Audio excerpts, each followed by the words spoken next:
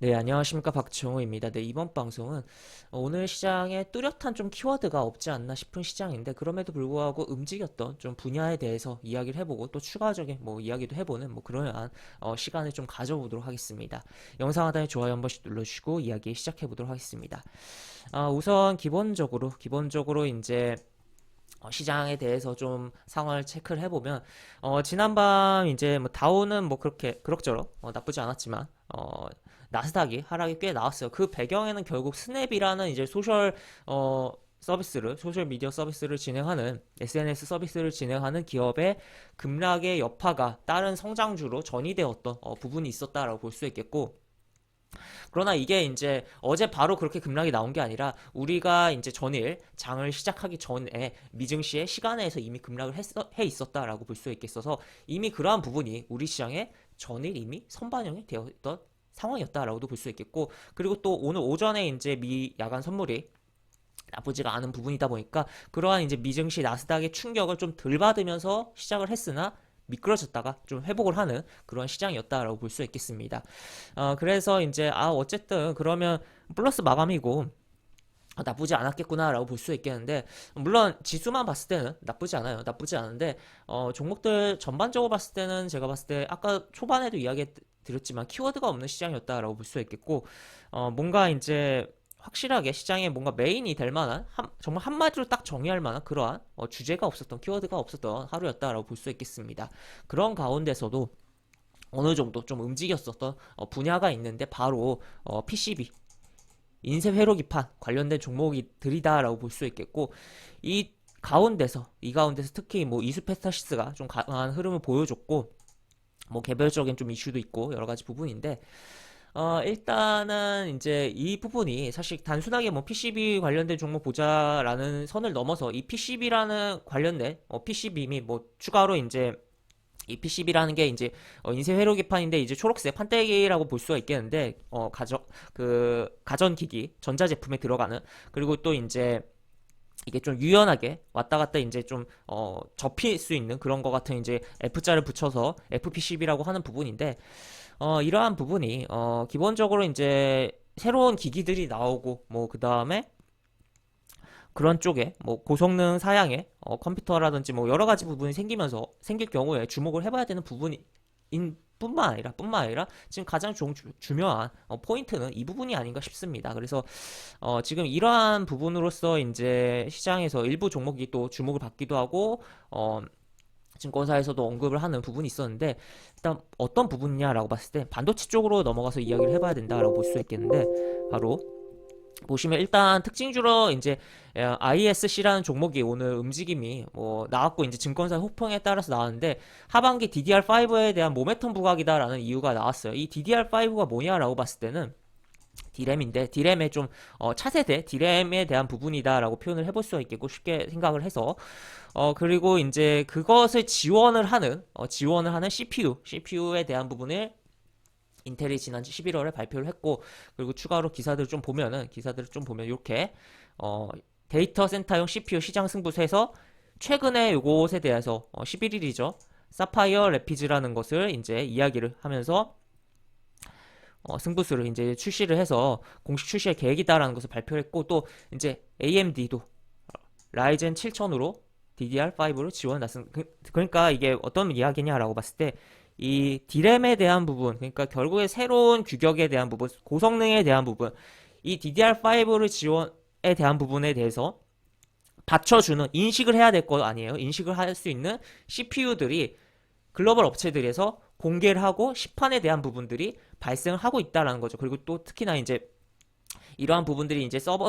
데스크톱에 이어서 서버 쪽으로 가면 갈수록 당연히 그런 서버에 대한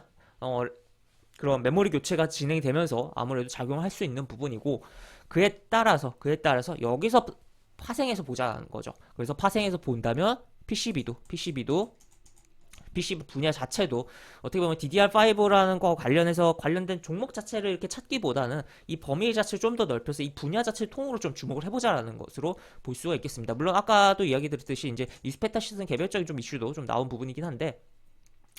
하여튼 이 PCB 결국에 이제 회로 기판이 있어야지 뭐 메모리를 꼽고 뭘 하고 할 거 아니에요. 그렇기 때문에 그런 측면에서 이것의 교체 작업에 대해서 생각을 해보자라는 거죠. 그리고 이제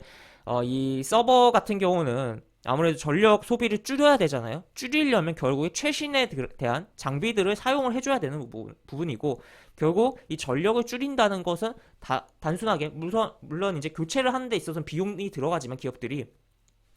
전력을 줄이면 그 막대한 그 데이터 센터 같은 경우는 전기를 굉장히 많이 먹잖아요. 그런 부분에 비용 절감이 가능하다. 그러니까 투자를 통해서 더 큰 비용을 줄여낼 수 있다는 거죠. 그러니까 투자를 통한, 그러니까 비용을 발생을 통해서 더 큰 계속적으로 발생할 수 있는 그 비용을 줄여낼 수 있다는 거죠. 그리고 또 추가로 그 전기 같은 경우는 이 지금 생산에 있어서도 굉장히 뭐 원전도 있고 여러 가지 방법이 있지만 화력 발전, 뭐 전통적인 석탄 발전, 뭐 그런 부분이 이제 탄소 배출에 대한 부분이 많잖아요. 그러다 보니까 그런 전력 소비를 줄여야지만 어떻게 보면 지금 전 세계적인 화두라고 볼 수 있는 ESG에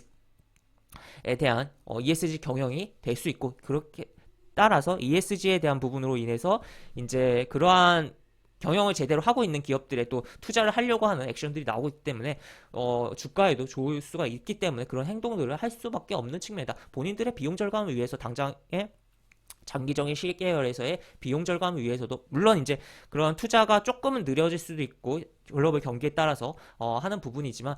본인들의 비용 절감을 위해서도 해야 되는 부분이고, 또 추가로 이런 증시의 주가의 평가에 대해서도 그렇게 진행을 해야 되는 부분이기 때문에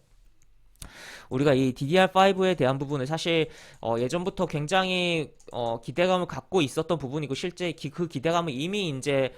PCB 관련된 종목들이 어느 정도 움직임도 나오고 했지만 다시 거품이 꺼지고 이제 조용해졌다가 다시 한번 이제 주목을 받고 있고, 지금부터 진짜로 제대로 이제 수혜주들 찾기가 시작이 된 상황인 만큼